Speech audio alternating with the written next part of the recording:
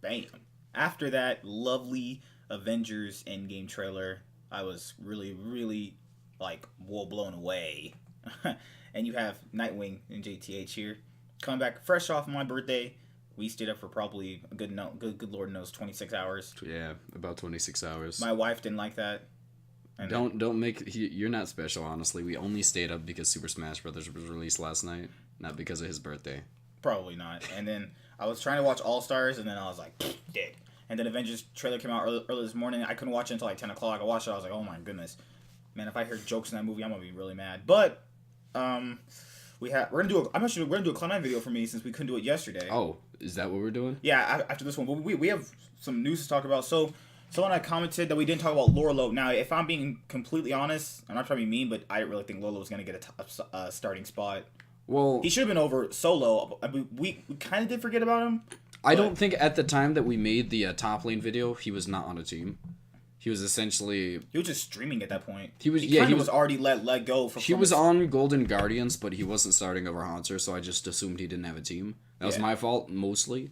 Well, not really my fault. He didn't have a team. So. I didn't think he was going to get a starting spot. But he honestly fills in the gap. I do think that he 100% should have the starting spot over Solo, because Solo is bad in everything. Yeah. But so if we were to...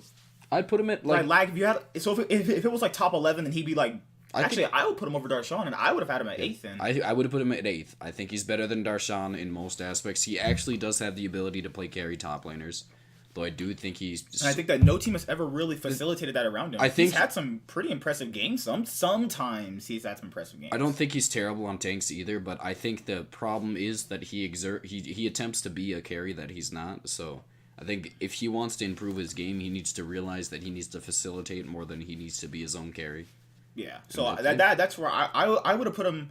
Maybe since it's 10 top 10, I would have probably had him like if you had Darshan and him at 8th, I would have had Solo as a better 8th than Darshan. But that's just me.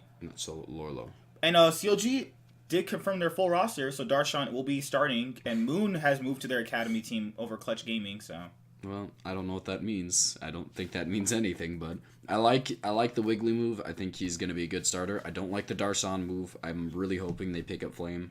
If they pick up Flame, this team's going to be a contender. If not, this team is not really good. They'll have better results, but I don't really know. Right, and Reaper won an award last year at last night's Game Awards. Last night's Game Awards was absolutely amazing. People should go back and watch that. So what'd you think about Cloud9 winning? I forgot what Reaper won, but Cloud9 won Best Esports Org too. Well, I mean, if we're talking about NA's best org, I don't think anybody else could compete. Honestly, Cloud9 pretty much destroyed in every aspect this year. So they won. What did they? They won a lot of stuff. They won Best Esport Org. No, I'm God talking... of War won Best Game of the Year, which Spider-Man 4 and Red Dead kind of beat that game out easily. But I mean, God of War is good. No, God of War is better than both of those in my opinion. Not Spider-Man. There's no way it's better than Spider-Man. Well, Spider-Man's like the worst out of the 3 you named. Not even over Red Dead? Yeah, Red Dead's way better. I think Red Dead might be the best, but I haven't played enough of it to know. But I mean, it's okay. The guy was really, really happy that he won. I'm trying to look at what Reaper won, but before that, what are the Expect, formerly of G2 and of an EU Masters Origin, has now been picked up by Excel. So I really don't dislike that pickup. Honestly, I think Expect has been pretty solid on most of the teams he's been on. I honestly think he struggled through the beginning of his G2 career, but by the end of the time, his tenure on T2, I think he was probably one of the more solid top laners in it, EU. This move all around, it really depends on how they play around him, but for the most part, I think he's going to be a good pickup. I do actually think I'm going to be, although I don't think he's a ridiculously strong carry, I still think he's worth the import slot because he's used to the whole play style of you, on top of the fact that, I do actually like some of the aspects of his gameplay. I do like the fact that he can play tanks, pretty decent. That is a really what's it called? A rare quality to be able to play tanks really well. But I do think he's extremely good at them. I don't like his carry, his bruiser top laners, but that really doesn't matter. What's his team? What's this team? Excel. No, I'm trying to remember who's on. It's Exile. It's Kasing and Reaper. Oh wait, no, that team's terrible. Wait a minute. Oh, that is Cadril. Yeah, Cadril. I forgot. But I still think Expect is a good player. I don't think they're gonna do well. The team in general is not gonna do well, but I do think he's gonna look good on that team. So I'm happy. Okay, so here's the Shocks won Best Esports Host. I think she did it. I think she's always did a good job, so I think that's fine for her. Cloud9 won Best Esports Team, and they won it for CS:GO, Overwatch, Dota. They won it for League. They won it for all the categories. Reaper won Best Esports Coach. The other nominated people were Dylan and Yamato Cannon. I don't think Dylan. Wait. Yeah, I don't think Dylan should have been in the contention. To be honest, I think the better coach. Was he did breed Fnatic into a new way. I think he was not the better coach on his team. I think if anybody got the contention, it should have been People didn't even talk about him. They talked about Youngbuck more. Yeah, Youngbuck should have definitely been the content. Like I do like Dylan Falco, and I think he did make them better. I do think he started to make them better, but I think Youngbuck is just the better coach all around. I think he created them to be a super team. So Reaper has won Coach of the Split twice, and he's won Best Esports Coach. Let's be honest. Like Cloud9 wasn't an insanely good team on paper, and honestly, in terms of just like pure talent, I don't think they were insanely strong. But I think Reaper, they were always shown to be good. They were it's just that Reaper kind of pushed them over that level. Reaper was by far and beyond the best coach in honestly one of the best coaches in the world. Yeah, I think with the team he had, they should not have got as far as they did. But he pushed them with his honest. I don't know what he does behind the scenes, but his picks. He tells them use your brain. Don't mess up. That's good. That's good stuff. But he did. Watch the Continental episodes. He says, "Blabber, you need to use your brain." I don't think I've ever heard him talk. If you want me to be honest, he speaks in English. Don't be racist, please. Please don't be racist. Okay. Best esports game. Those are not nominated, but didn't win. Best esports game, best esports player, and best esports moment. Best esports player nominated was Uzi. Do you agree with that? He was nominated. No, he didn't play enough this year. I don't care, man. He didn't play. But enough. He played amazing. No, that's the problem. Rookie was way better than him. Rookie played throughout the entirety of the year and played better. League of Legends won best esports event for Worlds 2018. Worlds 2018 was one of the better ones in recent memory, to be honest. And then you have best esports game didn't go to League. It went to, I think it either went to CS:GO or it went to Overwatch. Oh yeah, because Overwatch did fantastic for their first year. So I mean, like League can always win this stuff. It's just nice to just give it to someone else for once in a while. And you have best esport moment, but it didn't win. G2's upset over RNG or KT versus IG the base race. So if you had to choose to pick that either moment to win. Say it again. G2 getting beaten by RNG. I mean, G2 beating RNG or KT and IG's base race. I really enjoyed watching the base race on the G2 versus RNG because if you want my honest opinion... If you want, like, hyped moment, you're going out of your chair and screaming at the... It's more so because of the fact that we had a bunch of insanely mechanically gifted players in the G2 versus RNG series. Mm-hmm. And then that wasn't in any of the other series. Like, honestly. I mean, if you look at the G2 and RNG series, it was probably the weakest quarterfinal series there was. I would actually disagree with that completely. You said the Continental Africa one was weaker? I didn't like what Africa looked like in that whole series. I mean, at least RNG looked competitive in their series. Yeah. Like Africa just fell over. Africa was just a mess, man. The only competent player in that Keen was the only competent player. So I don't know if I agree with that statement, but I do actually still think that. But I'm choosing the KT IG. Like, there's so many mechanical plays that happen in that people don't really realize that. Like, if pretty... Smith dies in that moment, then Shy wins the game for them. If Def doesn't like flash forward and kill Jackie Love, then they can't beat them in their base. Like. There are so many mechanical outplays in that one single game. It's insane. Yeah.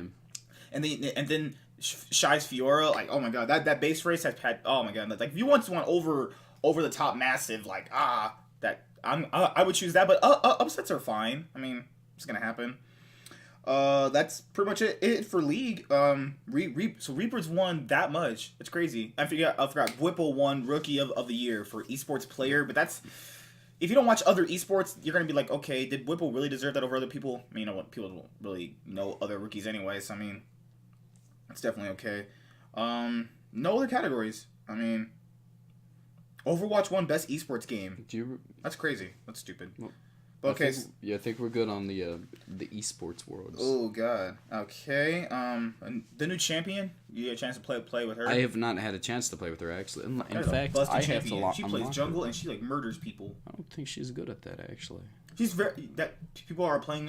What's her name? Nico as a jungler at the moment. I have to unlock her actually. I still don't have her unlocked. Honestly, I've been playing a lot.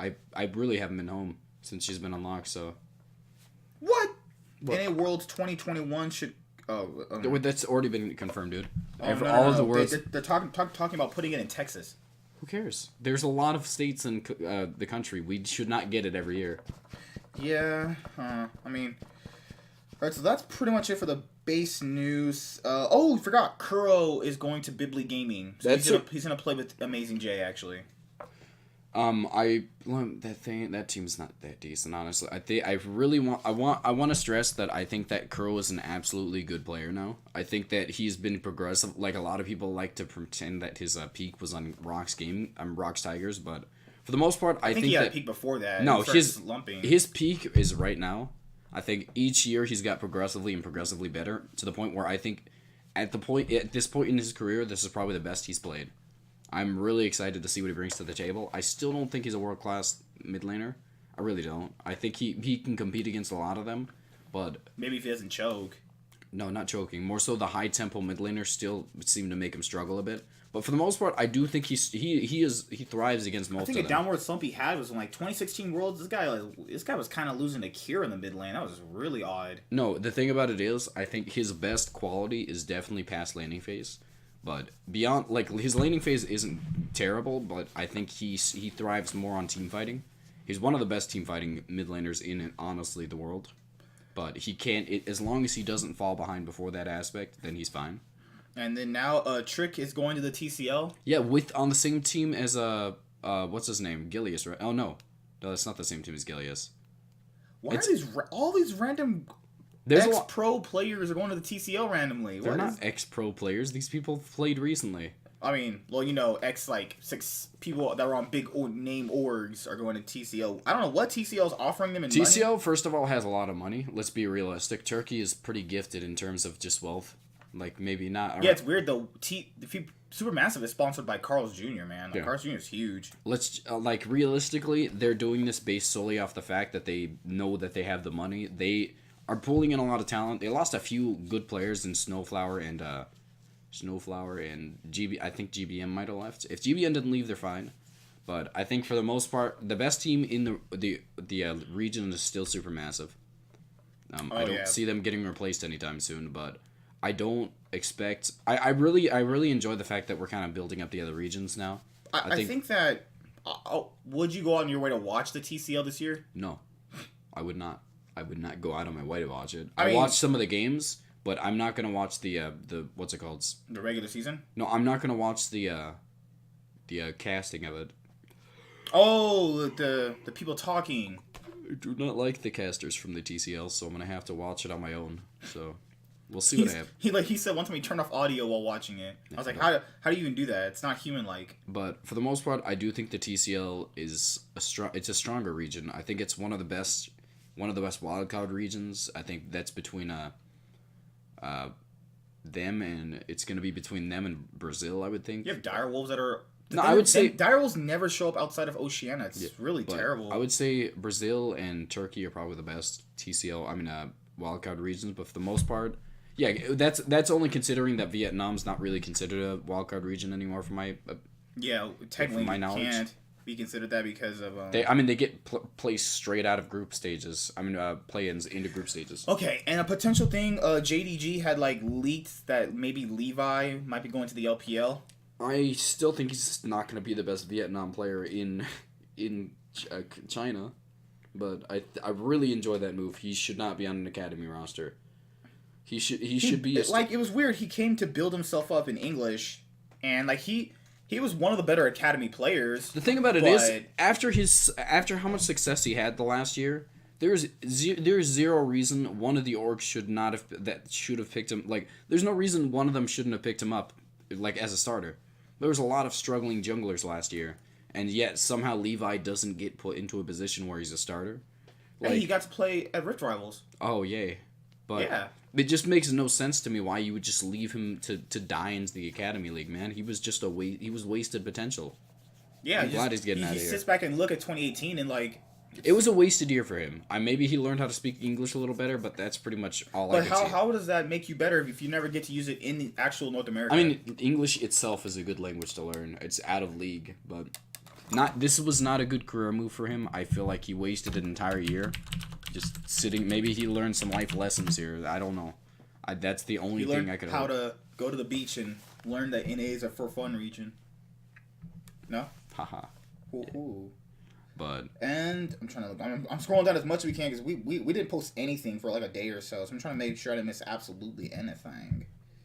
Let's see.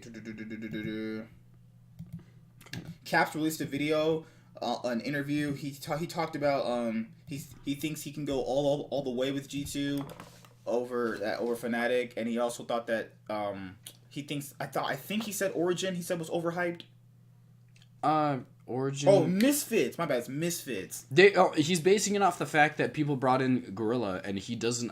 I don't think he understands the concept of what Gorilla thrives in, and I really don't 100% disagree. I do think Misfits is a bit overhyped.